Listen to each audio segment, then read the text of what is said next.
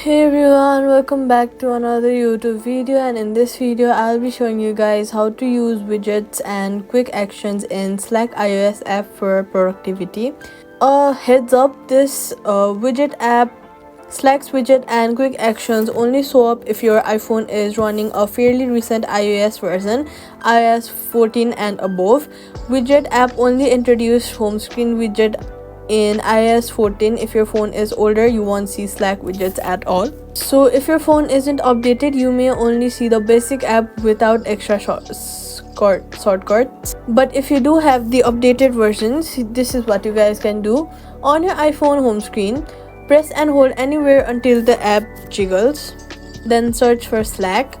Add a widget like jump to conversation or unread messages. Now you can open the Slack straight into the key chats or see updates without opening the app. Next, use quick actions. On your home screen, press and hold the Slack app icon.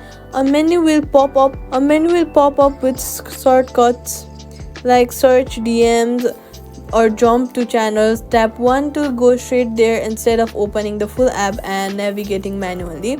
For even more speed, turn on notifications. When you get a Slack notification, swipe down or long press to quickly reply, mark as read, or mute the channel. Safety tip: if you use the widget on a shared device, remember that previews may show messages, snippets. Keep widgets off the lock screen if privacy is a concern.